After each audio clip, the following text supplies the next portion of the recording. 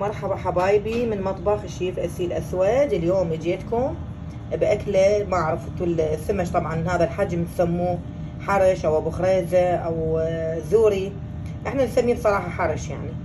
فان شاء الله راح اخذه على المطبخ وراح انظفه، وطبعا هسه هنا دا اشوف لكم اياه بهذا الشكل. راح انظف اللي بداخله واغسله، وان شاء الله راح تشوفون الخطوات بالترتيب. طبعا حبايبي دا تشوفون هالشكل هذا، انا هنا دا انظفها بهذا الشكل.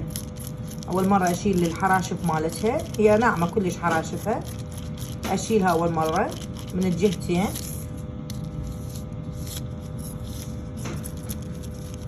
مثل ما تشوفون بهذا الشكل انظفها شوية.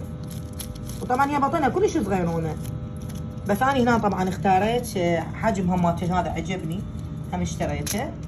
راح اسويهم ويا هاي الحجم الصغير. هاي الانواع اللي موجودة عندنا طبعا هنا بالعراق. تشوفون دا انظفها بهذا الشكل. هاي طبعا حراشفها اكبر لان حجمها شوية اكبر، هي هم صغيرة بس شوية يعني حراشف مالتها كل شوية اكبر من هذاك الحجم. حبايبي مثل ما تشوفون هاي نظفتها اني بهذا الشكل، كلها تنظفت، وهاي دا اغسلها. هذا الحجم الصغير اللي انا شوفت لكم اياه. هاي طبعا انا دا انظفها هنا بالمطبخ الحار مالتي. وهاي القطعة الكبيرة اللي انا شوفت لكم اياها، هم نظفتها اني من الداخل كلها.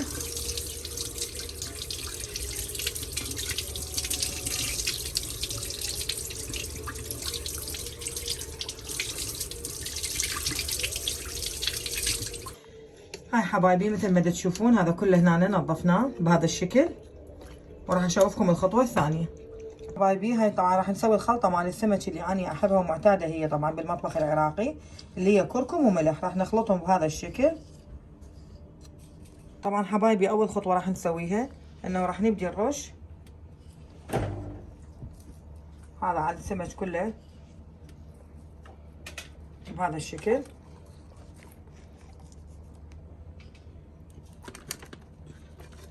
كلها ارشها وبعدين اني ابدي اقلبها بمكانها.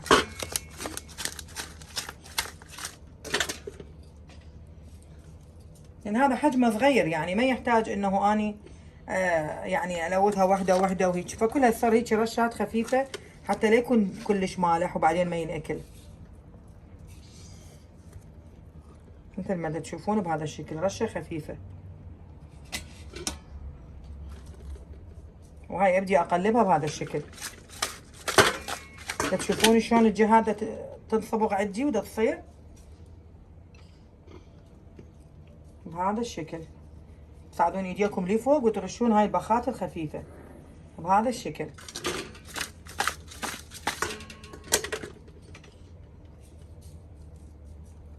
حبايبي مثل ما تشوفون بهذا الشكل اني ملحته. طبعا نظفناه كله من برا ومن الداخل، وسوينا هاي الخلطة اللي هي ملح وكركم، وكله رشيناه عليه ورتبناه بهذا الشكل. راح ننتظره شي ساعة شوي لحد ما الملح يعني يدخل باللحم مالته، لحد ما يعني يبدي شوية يكون انه من نقليه بعد خلاص انه ما يحتاج بعد نخلي له اي شيء.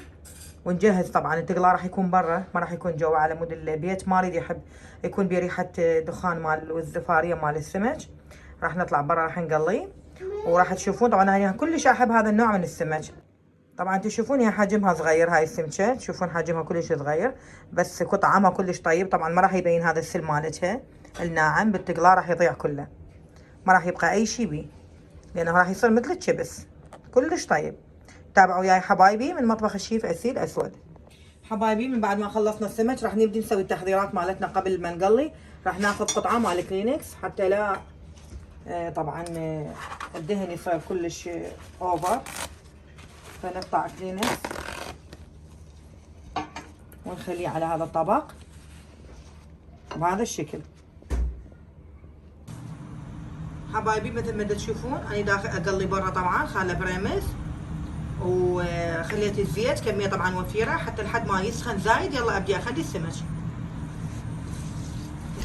حبايبي مثل ما تشوفون راح ابدي اقلي. طبعا انا لا اخلي طحين بالقطع ولا اخلي اي شيء ثاني، ما زال الطاوه تيفال والدهن درجة حرارة مالته عالية، ما راح يعني عندي يلزق بالطاوة. بهذا الشكل تقلوه، وما تحركون القطعة الا انه هي من جوا تقرمش، وتتأكدوا من عندها انه هي خلاص استوت، تطلع عندكم قالب كامل بهذا الشكل. راح نبدي نقليه كله، وبعدين ان شاء الله نبدي نضيف القطع الكبار اخر شيء. حبايبي طبعا راح ابدي اسوي يعني هي مو المقبلات، تجهيزات اللي نقدر نقول عليها نقدر ناكلها ويا هذا السمك، لانه ما نقدر نخلي لا خيار ولا نخلي باقي المقبلات. حبايبي هذا الفلفل اللي غسلناه، طبعا انا هذا الحجم كلش احبه، بس اقطع هاي مالت الروس هنا. وطبعا انا مجهزه هنا هذني المواعين كلها لهاي المقبلات اللي خاصه بالاكله مالتنا اليوم.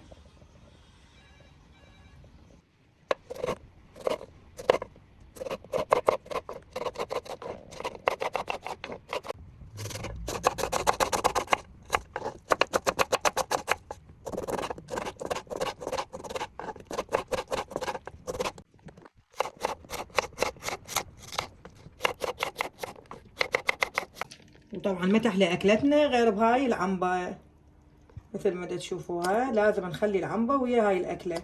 مقبلات الاكله مالتنا مال الحارش كبلت، وطبعا انا احب هذا النوع كلش مال الفلفل، كلش طيب هذا الحجم. هاي نوعين طبعا، هو هاي مقبلات مالتي كملت، وراح ارجع على السمك مالتي اللي عايفته برا دا يتقلى.